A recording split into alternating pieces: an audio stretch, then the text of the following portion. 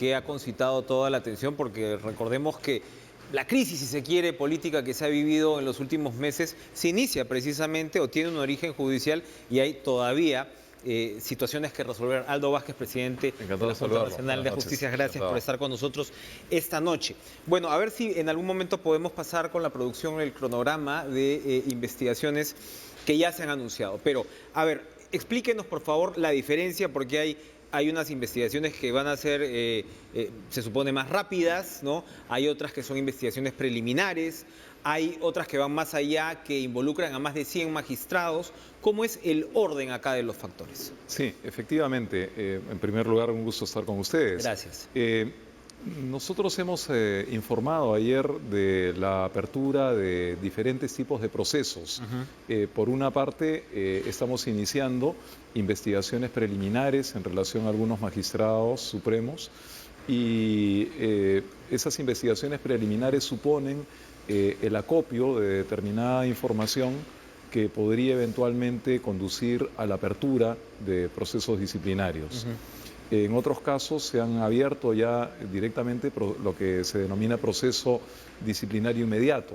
Y este procedimiento disciplinario inmediato, por supuesto que tampoco no supone una presunción de culpabilidad, sino simplemente el inicio de un procedimiento a partir de todos los elementos con los que ya se cuentan para poder desarrollar. El disciplinario inmediato diríamos que ya está más maduro, o sea, no estamos hablando de un proceso sumario como tal, sino que ya hay elementos precisamente para llegar a una conclusión. Hay elementos que justifican la apertura del proceso inmediato, mientras que cuando se abre una investigación preliminar, más bien se está buscando todavía acopiar algunos elementos, absolver algunas dudas, algunas interrogantes, a partir de las cuales se puede determinar o no la apertura de un proceso de un procedimiento disciplinario. ¿Estos procesos disciplinarios son 4 o son más de 4? Los disciplinarios inmediatos. Son 4, me parece recordar, sí. Exacto, porque es el de Pedro Chávarri, el fiscal supremo, Tomás Gálvez, también fiscal supremo, y 2 jueces supremos, Aldo Figueroa y Martín Alejandro Hurtado. En el caso del fiscal supremo Pedro Chávarri, que es donde de alguna manera pues, se concentra obviamente la mayor atención, habían varias investigaciones en curso, ¿no? Hay temas fiscales, hay incluso una fiscal que había pedido 18 meses de suspensión contra el fiscal Chávarri. ¿Cuál es el tipo de sanción al que se puede llegar con un proceso de estas características y en cuánto tiempo? Sí, bueno, yo les ruego me dispensen de referirme a casos puntuales. A casos puntuales. Sí puedo, por supuesto, señalar la naturaleza de los procedimientos y cuáles son la magnitud de las sanciones. Hablemos entonces de los procesos disciplinarios inmediatos. Así es, de un modo general lo que puedo decir es que en cualquier caso, sea por la vía de una investigación preliminar que conduzca luego a un proceso ordinario, sea por la vía del proceso inmediato, o sea por la vía del proceso abreviado, del procedimiento abreviado, que es en el que hay 109 magistrados. Así es. Por cualquiera de las vías se puede llegar a diferentes tipos de sanciones. En el caso de los 2 primeros procesos que he mencionado, es decir, la investigación preliminar que conduce a un proceso ordinario y el proceso inmediato, pueden haber sanciones que van desde una amonestación hasta la destitución. La Junta Nacional de Justicia tiene potestad para poder amonestar, para poder suspender hasta por 120 días y eventualmente para poder destituir. En el caso de los procesos abreviados, que son los 109 jueces y fiscales. Así es, de los que hemos dado cuenta ayer. Ahí la situación es un tanto distinta porque esos son procedimientos que se originan no en la Junta Nacional de Justicia, sino que han tenido una primera etapa en otra institución, en el propio Poder Judicial o en el Ministerio Público, a partir de la Oficina de Control de la Magistratura del Poder Judicial o la Fiscalía Suprema de Control Interno. ¿Que ellos ya han recomendado sanciones? Así es, ellos han concluido investigaciones y elevan estos expedientes a la Junta Nacional de Justicia con un pedido de destitución. Entonces, en la Junta Nacional de Justicia se inicia lo que llamamos un procedimiento abreviado, a partir del cual determinaremos si procede o no la destitución que ha sido solicitada. Para regresar al tema del disciplinario inmediato, donde, insisto, están estos fiscales supremos, ¿cuál es la metodología? ¿Qué significa disciplinario inmediato? Quiere decir que es un proceso más o menos breve, ya nos ha dicho hasta dónde pueden llegar las sanciones, pero cuando hablamos de tiempos y de posibilidad de apelaciones de los investigados, ¿cuál es el procedimiento del que estamos hablando? Sí, se denomina inmediato precisamente porque ya prescinde de la investigación preliminar. Y en cuanto a los plazos, se abre en primer lugar, se le otorga a los investigados, en cualquier proceso inmediato, se trate de quien se trate, se otorga un plazo para que el investigado pueda absolver los cargos que se le imputan. Este plazo es de 10 días, de 10 días útiles. Y en paralelo se designa un instructor entre los miembros de la Junta Nacional de Justicia que dispone de 60 días para actuar las pruebas que correspondan, para indagar, para pedir información complementaria. Al término de esos 60 días, el instructor eleva a la Junta Nacional de Justicia un informe, un dictamen, en el que da cuenta de sus investigaciones y podría eventualmente recomendar sanciones o proponer sanciones. Y luego de esto ya es la Junta Nacional de Justicia la que determina la oportunidad en que el investigado o sus abogados puedan hacer su defensa oral ante la propia Junta Nacional de Justicia. ¿Cuánto pasa entre la entrega del informe y esta defensa oral que pueden hacer los investigados? No hay allí un plazo determinado porque eso depende en gran medida de la carga procesal que tenga que atender la Junta Nacional de Justicia. Luego de escuchado el investigado y sus abogados, entonces la Junta Nacional de Justicia dispone de 10 días adicionales para pronunciarse y emitir la resolución correspondiente. Esa resolución, como decía, puede ir desde una amonestación hasta una destitución. ¿Estamos hablando, doctor Vázquez, de un proceso de aproximadamente 3 meses? Por lo que estoy contando aquí, a trazos gruesos, 10 días más 60, más esta etapa del informe, la defensa oral, y 10 días más, aproximadamente 3, 4 meses. Yo no puedo ser tan optimista porque algunos expedientes en general pueden tener, no digo esto, sino cualquier expediente pueden tener un grado mayor o menor de complejidad.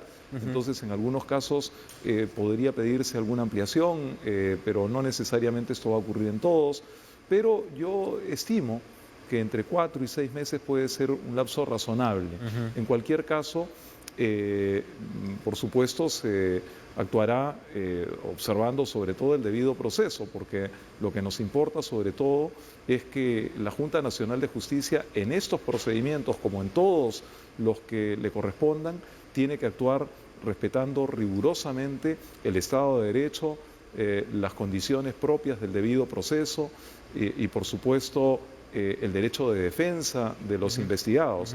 En ningún caso hay una presunción de culpabilidad, todo lo contrario. Iniciamos los procedimientos desde una presunción de inocencia que podría o no revertirse a lo largo del procedimiento. Ahora, usted, como es obvio, ¿no?, aclara que no se va a referir a casos puntuales, pero lo cierto es que en estos 4 primeros procesos centrales, el tema de los famosos cuellos blancos, ¿no?, de alguna manera cruzan transversalmente estos casos. Cuando se está hablando de estos criterios de organización criminal, por supuesto, la argumentación de los investigados, ¿no?, o de los acusados en otras instancias es: oiga, yo tenía más o menos que convivir con esta gente, ¿no? El señor Inostroza era una suerte de juez supremo, ¿no? ¿Cuáles son los tipos de conceptos que se van tomando en cuenta para investigaciones de esta naturaleza? Porque claro, a partir de lo que la Fiscalía está desarrollando, el término de organización criminal es frecuentemente citado y por supuesto, pues por algo el señor Inostroza está siendo extraditado, eso ya está en marcha. ¿Cuál es el tipo de procedimiento que se va a seguir, otra vez sin que usted entre pues en los detalles personales de cada uno de los casos? Porque, insisto, todos tienen que ver con esta misma referencia, ¿no?, de la organización criminal de los cuellos blancos. Ahora, sin embargo, es muy importante distinguir los roles. Hay un rol que corresponde al Ministerio Público y creo que hay que explicarlo en beneficio de nuestros amigos televidentes. Por favor. El Ministerio Público le toca perseguir el delito y por lo tanto es el titular de la acción penal y en cualquier caso en donde encuentre indicios de delito hará las investigaciones correspondientes y eventualmente las acusaciones que correspondan para que se castigue los delitos. Eso sigue su línea. Así es. Esa no es tarea de la Junta Nacional de Justicia. La labor de la Junta Nacional de Justicia en materia disciplinaria, por cierto que la Junta Nacional de Justicia tiene también otras tareas, pero su labor en el ámbito disciplinario es eventualmente investigar y, si corresponde, sancionar faltas de tipo disciplinario. Estas faltas de tipo disciplinario están contenidas en dos instrumentos legales fundamentalmente, que son la ley de la carrera judicial y la ley de la carrera fiscal. Allí se establece un catálogo de faltas que eventualmente en los que eventualmente puede incurrir un juez o un fiscal. Acá estamos hablando ya de la capacidad o no de estas personas para seguir administrando justicia. Así es. Más allá de los probables delitos de los que puedan ser acusados. Más allá de que pueda haber o no una responsabilidad penal. Muy bien. Vamos a ir a una primera pausa. Estamos con Aldo Vázquez, presidente de la Junta Nacional de Justicia. No se muevan.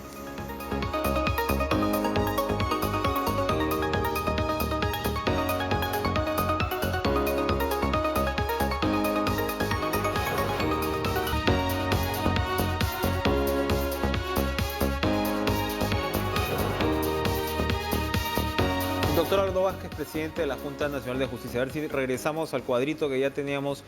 Hemos comentado precisamente el tema de los procesos disciplinarios inmediatos, las investigaciones preliminares, ¿no?, que toman pues un tiempo más, el abreviado, que es donde ya la propia institución judicial tiene su mecanismo donde solicita pues, o los organismos investigadores, ¿no?, del Poder Judicial solicitan pues la destitución y ustedes tienen que decir en ese caso con 109. ¿Por qué se decidió? Evidentemente estamos hablando pues de casos que están muy presentes en la opinión pública, pero ¿por qué se decide la prioridad de estos disciplinarios inmediatos? En verdad la decisión corresponde más bien al grado de acopio de información que hay sobre las materias. Entonces, en algunas materias donde entendemos que hay información suficiente, hemos tomado la decisión de abrir de oficio los procesos que hemos estado comentando.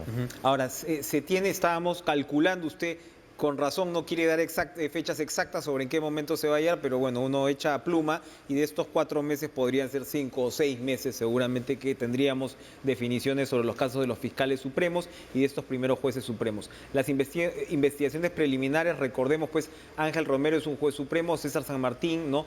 Todos tienen que ver otra vez con comunicaciones alrededor del tema Cuellos Blancos, el señor Inostroza, el señor del Callao, ¿no?, el ex juez presidente de la Corte Suprema del Callao, pero ustedes tienen otras funciones y hay otras urgencias y una de ellas es el tema de OMPE y RENIEC. Así es. Estamos además, OMPE ha pasado por sus momentos duros, precisamente tuvo relación con el tema del extinto Consejo Nacional de la Magistratura, con acusaciones de infiltración que iban tanto por el lado de la OMPE como por el lado del Consejo Nacional de la Magistratura de alguna manera articuladas.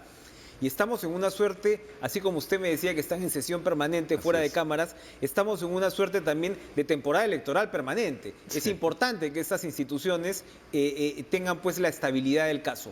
¿Cómo van a hacer estos procesos para elegir a estos jefes de la OMPE y de RENIEC? Sí, es verdad. Nosotros en el plan de trabajo que aprobamos al inicio de nuestra gestión, un plan de trabajo a 180 días, señalamos precisamente como una de nuestras prioridades la convocatoria a estos concursos para la selección y nombramiento del jefe de la Oficina Nacional de Procesos Electorales y el jefe o jefa del Registro Nacional de Identificación y Estado Civil, el RENIEC. Es importante destacar que estos dos entes componen, junto con el Jurado Nacional de Elecciones, el sistema electoral en el Perú. De modo tal que somos, por supuesto, perfectamente conscientes de la urgencia también de trabajar en ese sentido. En ese plan de trabajo al que aludía, hemos señalado ciertas prioridades. Por cierto, nos hemos ocupado en un primer momento de activar todos los procesos disciplinarios. De hecho, ya desde hace 3 semanas estamos recibiendo informes orales, las audiencias se han reactivado como corresponde y estamos, como estamos dando cuenta, se han iniciado una serie de procedimientos disciplinarios. Pero en paralelo estamos trabajando también otros ámbitos, por ejemplo, al que usted se refiere. Hemos iniciado justamente en estos días la discusión en torno del reglamento para la selección y nombramiento de los jefes de la OMPE y del RENIEC. Acá estamos hablando ya de otra cosa, no es un proceso disciplinario, hay que elegir a los mejores para instituciones como estas. ¿Esto es un concurso público? ¿Va a ser un concurso público? Sí, sin duda, un concurso público. Y permítame, por favor, explicar que aun cuando la Junta Nacional de Justicia alcanza bastante notoriedad estos días por los procedimientos disciplinarios que le toca instruir, sin embargo, la Junta Nacional de Justicia tiene también otras tareas que son tan relevantes como la primera. Sin duda alguna, en el mediano y en el largo plazo, lo más importante de nuestra labor es la selección y el nombramiento de jueces y fiscales de todos los niveles. De tal modo que ahí estamos muy preocupados por construir unos perfiles de jueces y fiscales que respondan verdaderamente a las expectativas ciudadanas y a las necesidades del sistema de administración de justicia. Es una redefinición de la carrera judicial y fiscal, de los criterios, ¿no? Entendemos nosotros que ha habido por mucho tiempo un acento en las competencias más bien de tipo profesional, pero tal vez no atendiendo de modo suficiente aquellas que tienen que ver con aspectos de idoneidad. No solamente me refiero desde el punto de vista ético, ¿no?, sino también un cierto grado de sensibilidad respecto del entorno. Eso yo le quería preguntar, porque los periodistas que ya, digamos, tenemos un tiempo cubriendo, usted ha sido ministro de Justicia, usted conoce muy bien el mundo del que estamos hablando, y muchas veces cuando uno se acerca al Poder Judicial, ahora que tanto hablamos de quitarle la seguridad a los congresistas y a los ministros y demás, poca atención, de repente, a pesar de la insatisfacción ciudadana, se le da a lo que es una cultura judicial que de repente ya tiene que ser renovada, ¿no? Así es. Hay unos oropeles, ¿no? Hay una suerte, hemos visto pues casos terribles en realidad de jueces que más bien se creen reyesuelos dentro de un feudo, y eso debería cambiar. Y la Junta Nacional de Justicia va entonces a poner el énfasis para darle una nueva apertura a la carrera judicial. Bueno, nosotros somos un engranaje dentro de un sistema complejo, pero por supuesto estamos hoy día conscientes de la responsabilidad que nos toca, porque el núcleo mismo de la reforma del sistema de administración de justicia está, qué duda cabe, en las personas que administran justicia. En ese sentido, nuestra tarea resulta hoy especialmente relevante. Yo quiero decir también que... Porque, perdón, para terminar el punto que usted estaba tocando, que de repente el criterio de selección antes había sido más sobre lo profesional que sobre la idoneidad. Uno piensa en un juez, ¿no?, en cualquier lado, y lo que en realidad uno necesita es una persona con sentido común y con un sentido ético bastante profundo, ¿no? Así es. O sea, es en realidad menos complejo de lo que parece, pero quizás más difícil de encontrar. Pero precisamente lo que sea privilegiado es por el otro lado, ¿no? Y digo esto, por cierto, sin menoscabo del respeto y de la consideración que nos merecen la mayoría de jueces y fiscales del Perú, que trabajan con esfuerzo y a veces hasta heroicamente en el empeño de dotar a la sociedad de justicia.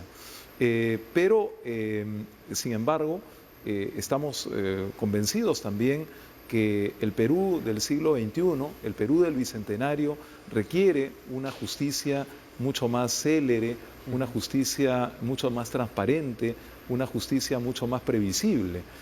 Y para eso también necesitamos entonces remodelar un tanto los perfiles de nuestros magistrados, de tal manera que sean pues los factores fundamentales del cambio en el sistema de justicia en nuestro país. Ojalá así sea. El Consejo Consultivo de la Junta Nacional de Justicia ha estado en la noticia también por distintas razones. Podríamos decir, desde un lado, por el caso del periodista Jaime de Altaus, y del otro lado por el caso de Diego García Sayán, ¿no? Que digamos, yo creo que no están muy cercas, ¿no?, ambos personajes, por lo que se ve la diversidad, pero los propios fiscales del equipo Lavajato reclamaron que de Altaus no esté allá por sus opiniones, y por el otro lado pues alguna asesoría que Diego García Sayán le ha brindado a Odebrecht en el año 2003, 2004. ¿Qué hace esta Junta? ¿Qué hace este Consejo Consultivo? Perdón, ¿qué tiene que ver con el trabajo de ustedes? Yo le agradezco mucho la oportunidad de esclarecer un tanto el rol de un consejo consultivo. Ujú. Un consejo consultivo no es parte de la estructura orgánica de la institución. De hecho, los miembros del consejo consultivo, por supuesto, es un consejo ad honorem, un consejo que la previsión es que se reúna cada 45 o 60 días. Y por supuesto el Consejo Consultivo no tiene absolutamente ninguna relación con las funciones constitucionales de la Junta Nacional de Justicia. Es decir, el Consejo Consultivo no es consultado respecto de qué procesos se inician, ¿A quién sanciono? o a quién ¿Cómo se sanciono? en absoluto, ni tampoco a quién se nombra o no se nombra. Bien. La figura del Consejo Consultivo es más bien para absolver determinadas inquietudes que podamos tener como Junta respecto de la política general en torno del sistema de administración de justicia. Muy bien, importante aclaración. Vamos a ir a una última pausa y regresamos con Caracas.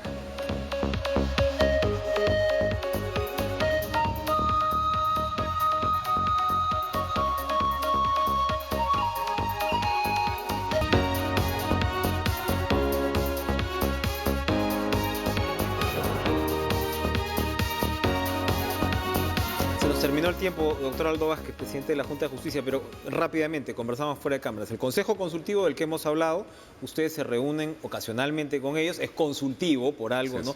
Y es muy diverso. Así es. La Junta, en cambio, son solamente 7, y ustedes sí están chambeando día y noche. Y por lo que vemos, han tomado hasta ahora solo decisiones unánimes. Es verdad, y me siento muy satisfecho y orgulloso, además, de saber que los 7 miembros de la Junta Nacional de Justicia tenemos una misma intensidad de compromiso y de pasión en la tarea que se nos ha encargado. De modo tal que yo creo que vamos a poder seguir trabajando con mucha armonía como ha ocurrido hasta ahora, y creo que eso también debe abonar a favor de la confianza que le pedimos a la ciudadanía. Estamos empeñados en esta tarea, estamos ciertamente en sesión permanente desde que nos constituimos, nos reunimos casi todos los días, mañana y tarde, porque hay pues una tarea muy grande.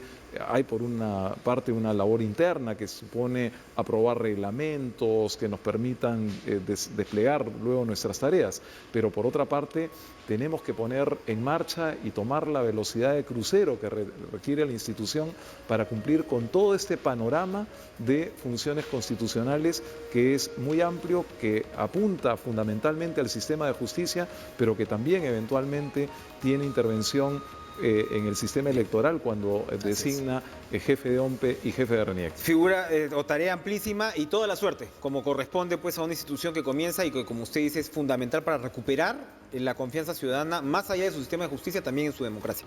Gracias. Con el apoyo de las instituciones y de la ciudadanía, estoy seguro que cumpliremos a cabalidad la tarea encomendada. Gracias por acompañarnos esta noche.